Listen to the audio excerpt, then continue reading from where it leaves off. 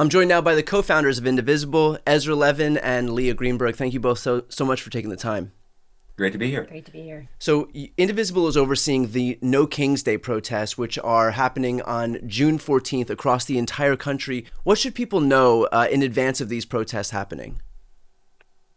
Well, we're coming out collectively as a broad popular opposition. And the first thing I would say is Indivisible is helping to run and coordinate these, but this is a big tent coalition. We are working with folks across the civil rights community, with veterans organizations, with faith leaders, with unions like our friends at American Federation of Teachers. Like we're working across a whole broad breadth of spaces and people to bring out everybody who understands that what is happening in this country is unacceptable, that Americans did not sign up to have a king, that we did not sign up for people being ripped off of our streets and taken away from their families, that we didn't sign up for the incredible authoritarian encroachment on our rights and our liberties that is currently happening. And and also that it's going to be fun. We're going to have a lot of people in about 1,800 events all over the country. You are probably quite close to your local No Kings event. And it is going to be a day in which we lean out of Donald Trump's power and we lean into celebrating in community with each other. How does the violence in Los Angeles, the city that I'm in right now, how does that change things in terms of how you view a protest happening just days after Donald Trump decided to federalize the National Guard in the one of the biggest cities in the country? Yeah, look, so what we saw in LA was surprise ICE raids rounding up workers around the city, coming in over the opposition of the mayor and the governor. Then, in response to peaceful protests to ICE, we saw an escalation that was not asked for by the residents, was not asked for by the mayor, was not asked for by the governor, to intentionally inflame the city to the ground. This is what authoritarians do. It's right out of the authoritarian playbook. They go in, they try to generate chaos, then they use that chaos as an excuse to centralize power further and escalate power further. So what do you do when the authoritarians are escalating? What do you do? What is the solution? Well, we listen to the experts in authoritarianism. That's what we do. We ask historically and internationally, how do you effectively beat back? And the answer is when they are cracking down on peaceful protests at a small scale, you've got to organize peaceful protests at a large scale. That is what works. That is what works. So for people who are watching this horrified at looking at what's happening in LA right now, what I would say is you are not alone, and the solution isn't going to come from anywhere else other than you. We need people showing up in this moment peacefully, boisterously, with empowering protests saying, look, Donald Trump can try to come at us, our communities, our families, but the power isn't with him. The power is with us. And by demonstrating powerfully and peacefully this Saturday, what we're saying in one clear voice is we don't do kings here. We don't do authoritarianism here. And ultimately, democracy is going to prevail. What is it going to look like in Washington, D.C., for example, where Donald Trump is already doing some, I guess, what we would call it counter programming? He's doing his military parade so that he can, celebrate himself, because it also just so happens to be his birthday. And so, what's it going to look like in Washington, D.C., where there's already a parade happening in Trump's honor, a la Kim Jong-un in North Korea?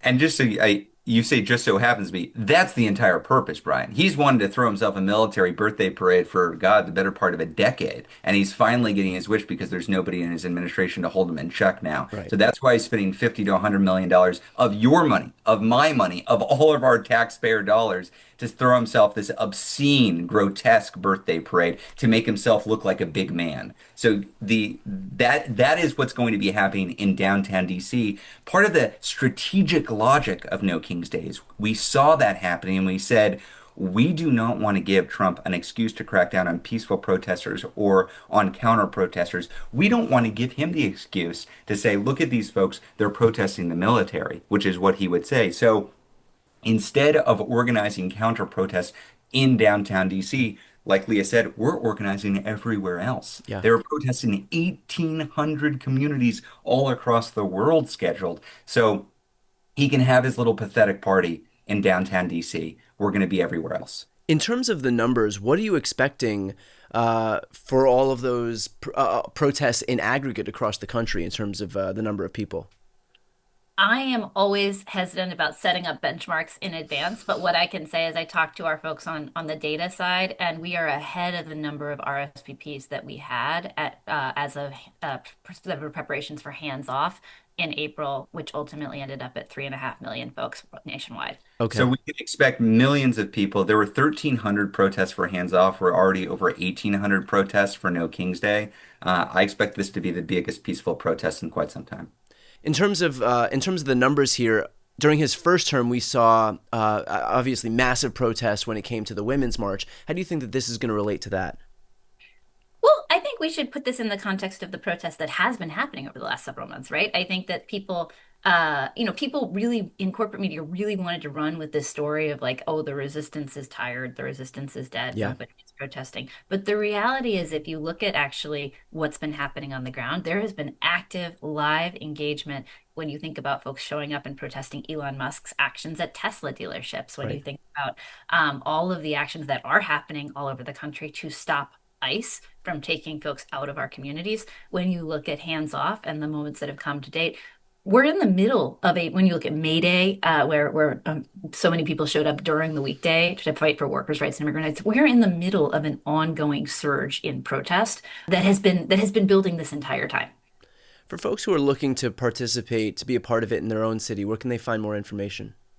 You go to nokings.org, and I do just want to underline, if you have some sense that somebody else is taking care of this, the political leaders will cover it, or there are some professionalized organizers out there, or you're buying the BS line from Trump and MAGA that there are paid protesters out there, it's not true. It's you. It's everybody who is looking at what's happening in this country, looking at this overreach from this authoritarian government, saying, gosh, I don't consider myself an activist. I don't consider myself a leader, but I guess I'll show up. I guess I'll host my No King's Day, or I'll register and I'll show up and be part of this. That's what's building this. So if you Mhm. want to be part of this, congratulations. You're welcome, and we need your help spreading the word.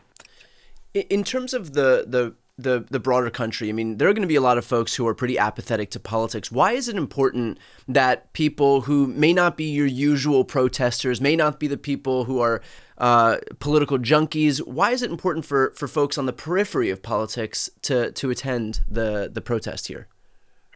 Well, here's what we know. We know a lot of people understand that something is wrong, that this is not how things are supposed to be, whether that is because they are dealing with the cuts and pains of that Doge has created for regular Americans all over the country, whether that is because somebody in their community has been taken by ICE, whether that is because they're simply like they're seeing the attacks that are coming on Medicaid and they're worried about what that's going to mean for their family.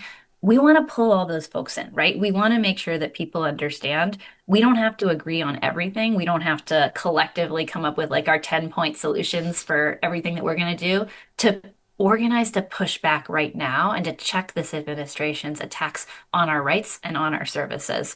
It's it's completely bananas that we are in a situation where they are telling us that they are going to cut Medicaid for the poorest folks in this country. They're going to cut Medicaid for kids and elderly people. And simultaneously, Donald Trump is going to spend $100 million on a parade to make himself feel better. Right. I think we can reach a lot of people who see themselves in that message, who think, wow, something is wrong and it's time for me to show up here. What does success look like on Sunday morning? Look back, the protests have concluded, and what would constitute a success? I mean, a few things. We have a few key performance indicators, KPIs, as we call them. So I want people an unexpected number of people in an unexpected number of places showing up in force. I want, as we saw on Hands Off on April 5th, when we had 1,300 protests globally, I want them to be peaceful. I want them to be boisterous. I want to see people's dogs and people's families and people's kids out there in mass protesting, demonstrating. I want to see new people getting engaged, not just the same activist class, as you said. And I want them understanding that this one protest, as powerful as it feels, as impressive as the narrative is, as awesome as the pictures are, I want them to understand that this was an inflection point, but not an end point. And so I want to see them funneled into active participation on the ground, plugging into communities wherever they are, red states, blue states, purple states, rural areas, suburban areas, urban areas, I want them finding their community and then finding their community at these protests and building from that. And I, one more. I take it a slightly different way and just say, we're in a moment where the point of the authoritarian playbook is to chill dissent. It's to make Yeah. people scared. It's to make Yeah. everyone afraid of using whatever power they have to speak out, to stand up, to fight back. And what I want is for a lot of people, millions of people, to understand that they are not alone. And for the millions and millions more who are looking at these protests and thinking, maybe I should be pushing back, maybe I should be doing something more, to also understand that they're not alone. Because that is how we are going to collectively marshal the people power necessary to take on this administration. Brian, courage is contagious. We're looking to spread a lot of courage. That's right. Perfectly put. One more time, where can folks who are looking to participate find more information? NoKings.org. NoKings.org. We'll put that link right on the screen and also in the post description of this video. Highly recommend for everybody who is looking to do something right now to make their voice heard, to not feel so helpless in an environment where Donald Trump is scientifically engineering this so that we do feel helpless. This is our outlet. So I'll be there at my local protest here in Los Angeles, and I hope that everybody who's watching will also find a protest near them and make sure to get out in the streets and make your voice heard. And Ezra and Leah, thank you so much for your time and the work you're doing, and looking forward to these protests this weekend. Thank you. See you there. See you out in the streets, Brian.